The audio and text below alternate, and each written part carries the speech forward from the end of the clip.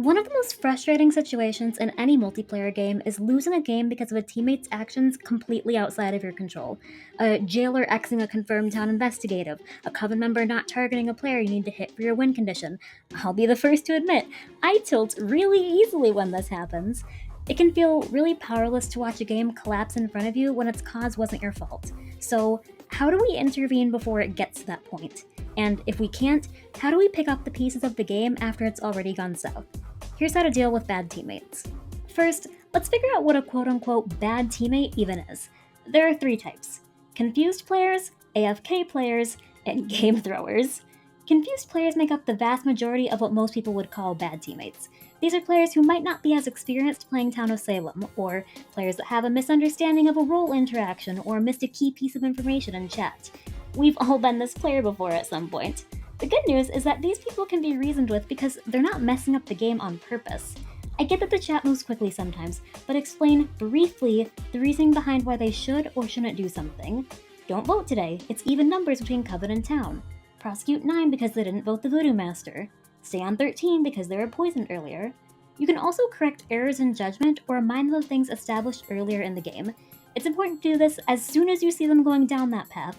For example, if you see somebody interrogating a player you know is confirmed and they're not believing them, then you gotta remind them, hey, it was Dream Open earlier this game, before the Deputy Cinematic starts. But let's say you couldn't stop them in time and they made a mistake that cost you a team member. Now what? First, do not waste time in chat flaming the player. Doesn't matter if it's day chat or night chat, they're both precious resources for your faction, and you're already at a disadvantage because of what they did. Don't make it worse by throwing away time you could be gathering info or planning. Next, look for your win condition. Okay, our ritualist messed up and got themselves added. How many days do we have until majority? Now. Odds are, you're gonna have to make some more bold and risky plays following an error like this, so make sure your whole team is on the same page. Okay, the prosecutor hit the wrong person, so we're 2 down. Jailer, you have to X an evil tonight to keep majority. Coordination is key. The game allows for some errors, but your recovery needs to be quick. Next, let's talk about AFK players. Maybe their computer crashed, maybe they're making dinner in the other room and forgot they lobbied up. Doesn't matter because the end result is the same and an unmanned keyboard doesn't make for a very good teammate. To check for AFK teammates, look for players with a default name. Something I've been doing for years as Evils is asking in night chat on night 1, hey, so-and-so, you here? If I see one of my faction members has a default name. If they respond, continue as normal. If they don't, we're gonna bust them. Bussing is when an Evil sells out their own faction member in order to confirm themselves. They're throwing them under the bus. It's important to do this when you have an AFK teammate because they won't be using their ability or deceiving Town.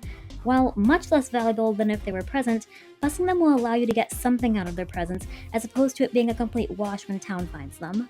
Speaking of Town, it's much harder to deal with an AFK player in this faction due to the nature of this game being uninformed majority versus informed minority. You don't know who your teammates are. Generally, you don't want to keep AFK players around as Town. Imagine if we assumed every silent person was an AFK townie. Every evil would try to use it as a strategy. Because we have to play with this in mind, vote up AFK players. The worst case scenario is that you lose a townie, but if they weren't speaking, were they really doing much for you anyway? And just an extra note, don't confuse AFK players for silenced players. If you hold them up and they give the little ... message, don't vote guilty, just give them a day. And finally, and worst of all, let's talk about game throwers. These are players that for one reason or another decide to actively work against their team in a number of ways, like outing all their coven day 1, refusing to vote up a confirmed evil as Town because their friend is on that team, or trying to kill a fellow faction member at night. These people are breaking the rules and you should report them. If you're in a game with a game thrower, they can't be reasoned with, so your strategy should switch from working with them to playing around them. Here's what we're going to think through if we're in this situation. First, does somebody in your faction have an ability that can prevent or delay their negative impact on the game? If we have a game-throwing vigilante, a tavern keeper can set them back a night, and a cleric could follow up on their target the next night, for example. If not, second, are this player's actions going to affect majority? A game-throwing coroner can't do much, but a prosecutor can. If the game thrower's role has a large influence on the game, you need to cut your losses and vote them up. If not, ignore them and let them continue acting like a toddler. And third, what do we need to do to come back from this?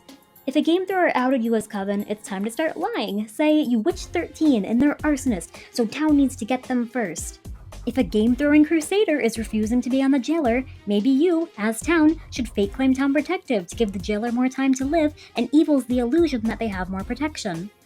Overall, while it sucks not having all your teammates on the same level as you, there are ways to mitigate it.